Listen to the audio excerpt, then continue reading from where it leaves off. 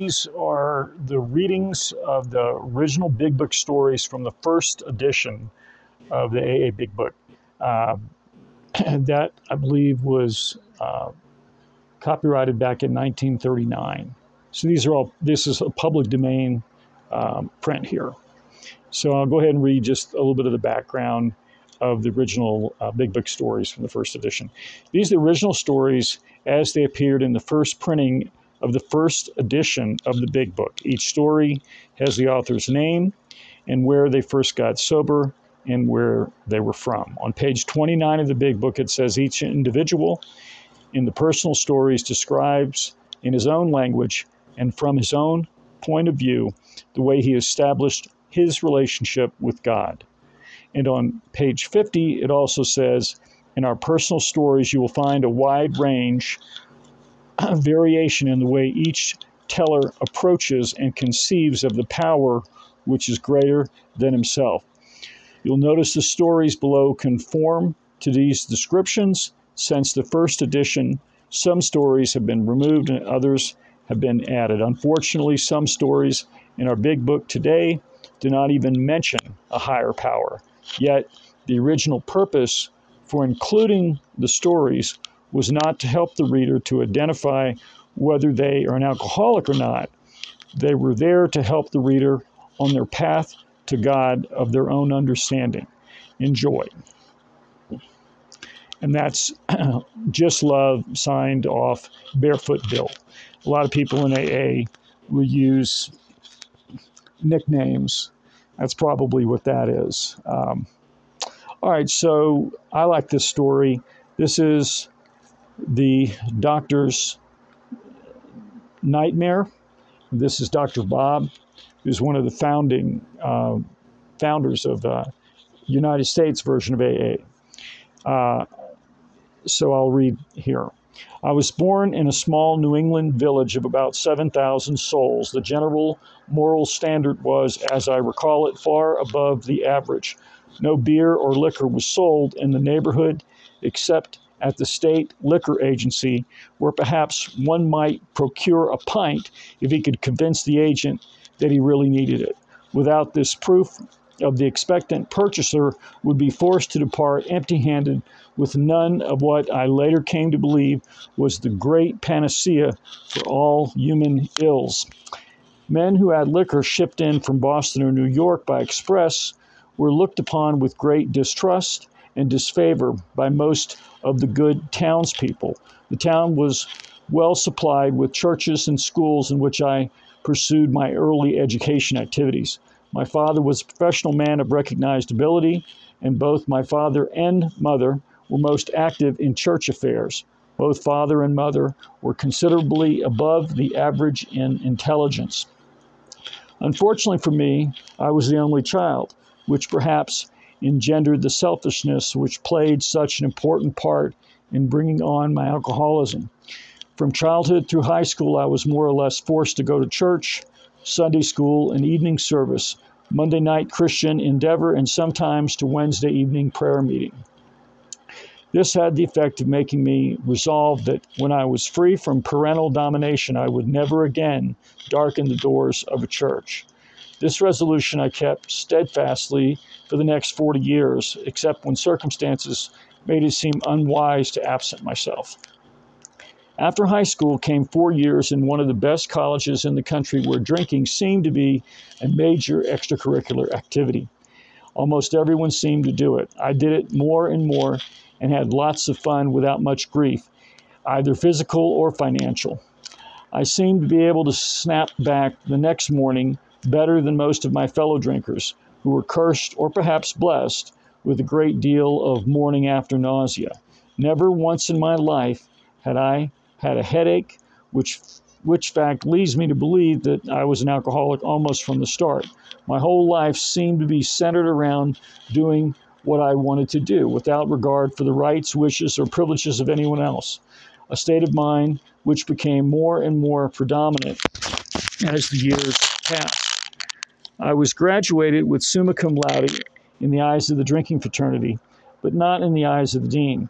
The next 3 years I spent in Boston, Chicago, and Montreal in the employ of a large manufacturing concern selling railway supplies, gas engines of all sorts, and many other items of heavy hardware.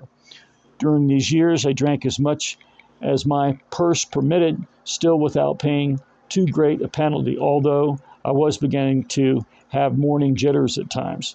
I lost only a half day's work during these 3 years. My next move was to take up the study of medicine, entering one of the largest universities in the country. There, I took up the business of drinking with much greater earnestness than I had previously shown. On account of my enormous capacity for beer, I was elected to membership in one of the drinking societies and soon became one of the leading spirits. Many mornings I have gone to class and even fully prepared would turn and walk back to the fraternity house because of my jitters, not daring to enter the classroom for fear of making a scene should I be called on for recitation. This went from bad to worse until the sophomore spring when, after a prolonged period of drinking, I made up my mind that I could not complete my course, so I packed my grip and went south and spent a month on a large farm owned by a friend of mine. When I got the fog out of my brain, I decided that quitting school was very foolish and that I had better return and continue my work. When I reached school, I discovered the faculty had other ideas on the subject. After much argument, they allowed me to return and take my exams, all of which I passed creditably, but they were much disgusted and told me they would attempt to struggle along with my presence. After many painful discussions, they finally gave me my credits, and I migrated to another of the leading universities in the country and entered as a June that fall. There, my drinking became much worse that the boys in the fraternity house where I lived felt forced to send for my father, who made a long journey in the vain endeavor to get me straightened around. This had little effect, however, for I kept on drinking and used a great deal more hard liquor than in former years. Coming up to final exams, I went on a particularly strenuous spree. When I went in to write the examination, my hand trembled so I could not hold a pencil. I passed in at least 3 absolutely blank books. I was, of course, soon on the carpet, and upshot was that I had to go back for 2 more quarters and remain absolutely dry if I wished to graduate. This I did and proved myself satisfactory to the faculty both in deportment, and scholastically. I conducted myself so credibly that I was able to secure a much coveted internship in a western city where I spent 2 years. During these 2 years, I was kept so busy that I hardly left the hospital at all. Consequently, I could not get into any trouble. When those 2 years were up, I opened an office downtown. Then I had some money, all the time in the world, and considerable stomach trouble. I soon discovered that a couple of drinks would alleviate my gastric distress, at least for a few hours at a time. So it was not at all difficult for me to return to my former excessive indulgence. By this time, I was beginning to pay very dearly physically, and in hope of relief, voluntarily incarcerated myself at least a dozen times in one of the local sanitariums. I was between Sicilia and Charybdis now, because if I did not drink, my stomach tortured me, and if I did, my nerves did the same thing. After 3 years of this, I wound up in the local hospital where they attempted to help me, but I would not get my friends to smuggle me a quart. But I would get my friends to smuggle me a quart, or I would steal the alcohol about the building. So I got rapidly worse. Finally, my father had to send a doctor out from my home who managed to get me back there some way, and I was in bed about 2 months before I could venture out of the house. I stayed about town a couple of months more and returned to resume my practice.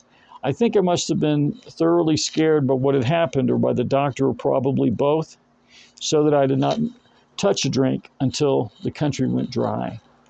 With the passing of the 18th Amendment, I felt quite safe. I knew everyone would buy a few bottles or cases of liquor as the exchequers permitted, and it would soon be gone. Therefore, it would make no great difference if I should do some drinking. At that time, I was not aware of the most unlimited supply the government made it possible for us doctors to obtain. Neither had I any knowledge of the bootlegger who soon appeared on the horizon. I drank with moderation at first, But it took me only a relatively short time to drift back into the old habits, which had wound up so disastrously before.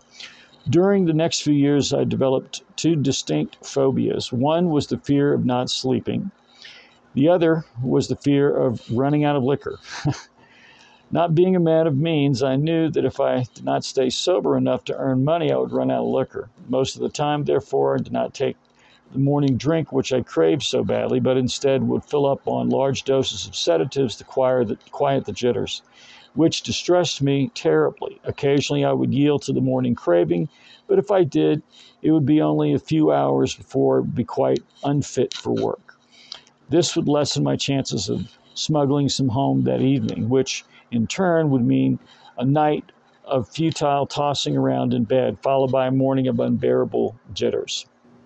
During the subsequent years, I had sense enough never to go to the hospital if I'd been drinking, and very seldom did I receive patients. I would sometimes hide out in one of the clubs of which I was a member, and had the habit at times of registering at a hotel under a fictitious name.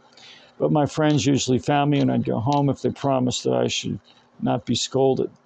If my wife were planning to go out in the afternoon, I would get a large supply of liquor and smuggle it home and hide it in the coal bin, the clothes chute, over door jams, over beams in the cellar, and in cracks in the water tank on the toilet I never used because that looked too easy. I found out later that my wife inspected it frequently.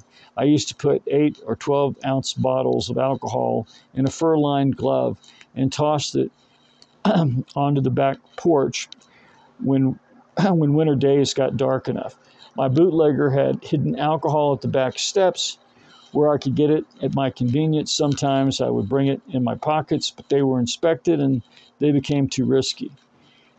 I used also to put up in 4-ounce bottles and stick several in my stocking tops. This worked nicely until my wife and I went to see Wallace Beery in Tugboat Annie, after which the pant leg and stocking racket were out. I will not take space to relate all my hospital and sanitarium experiences. During all this time, we became more or less ostracized by our friends. We could not be invited out because I would surely get tight, and my wife dared not to invite people in for the same reason. My phobia for sleeplessness demanded that I get drunk every night, but in order to get more liquor for the next night, I had to stay sober during the day, at least up until 4 o'clock. This routine went on with few interruptions for 17 years. It was really a horrible nightmare, this earning money, getting liquor, smuggling it home, getting drunk, morning jitters, taking large doses of sedatives to make it possible for me to earn more money, and so on ad nauseum. I used to promise my wife, my friends, and my children that I would drink no more, promises which seldom kept me sober even through the day, though I was very sincere and when I made them. For the benefit of those experimentally inclined, I should mention the so-called beer experiment. When beer first came back, I thought that I was safe. I could drink all I wanted of that. It was harmless. Nobody ever got drunk on beer, so I filled the cellar full with the permission of my good wife. It was not long before I was drinking at least a case and a half a day. I put on 30 pounds weight in about 2 months, looked like a pig, and was uncomfortable from shortness of breath.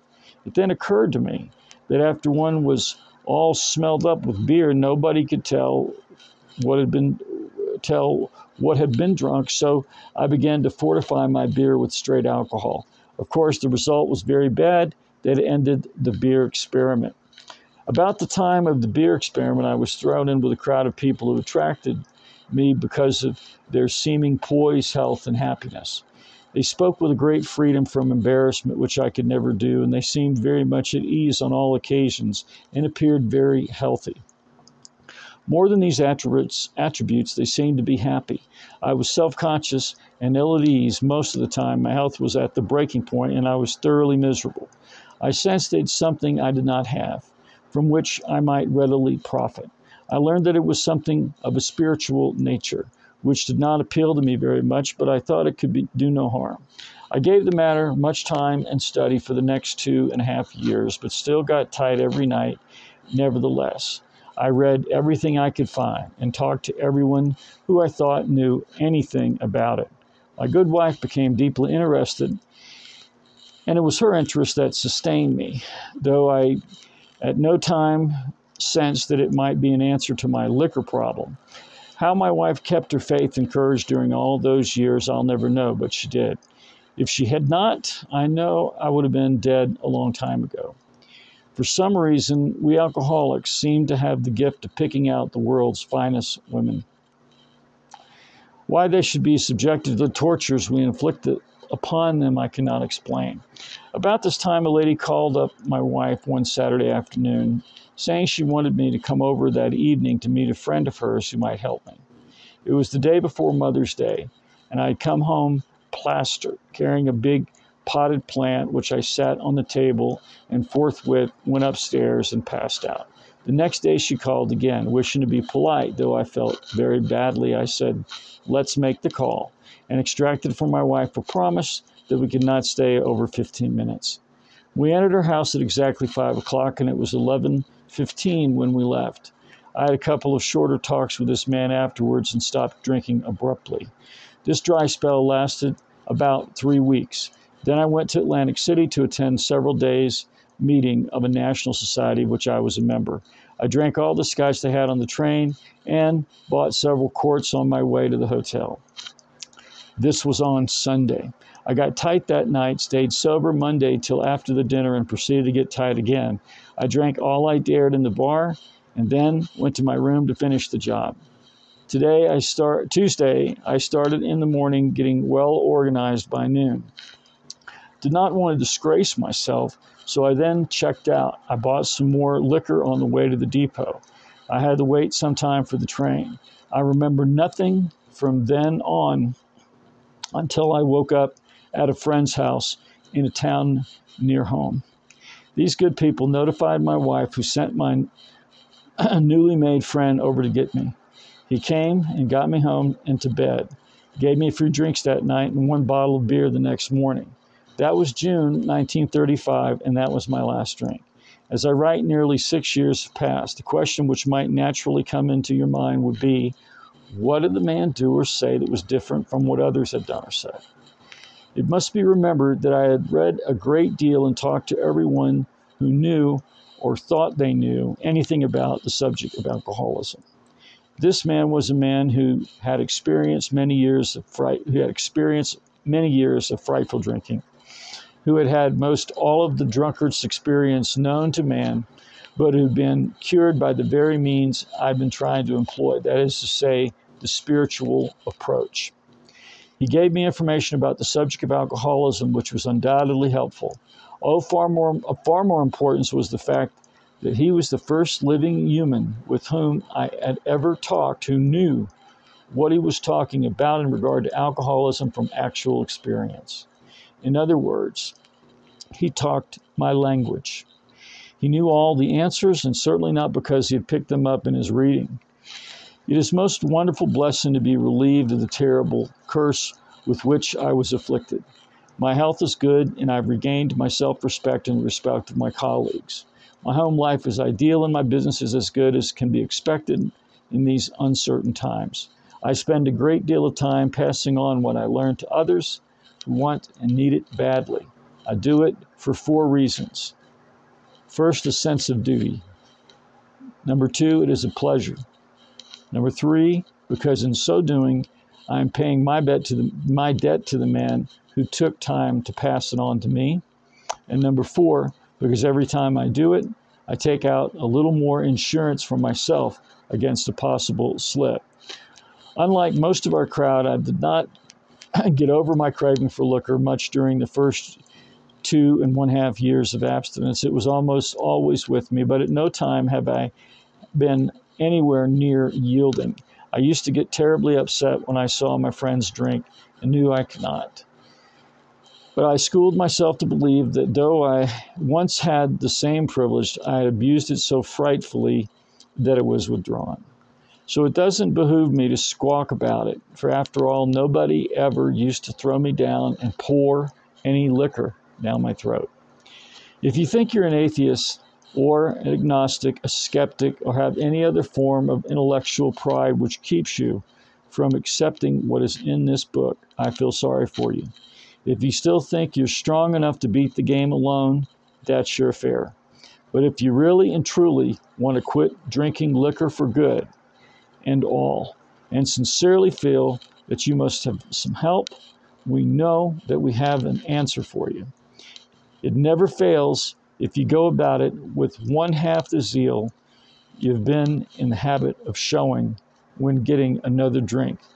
Your Heavenly Father will never let you down. That's a good story.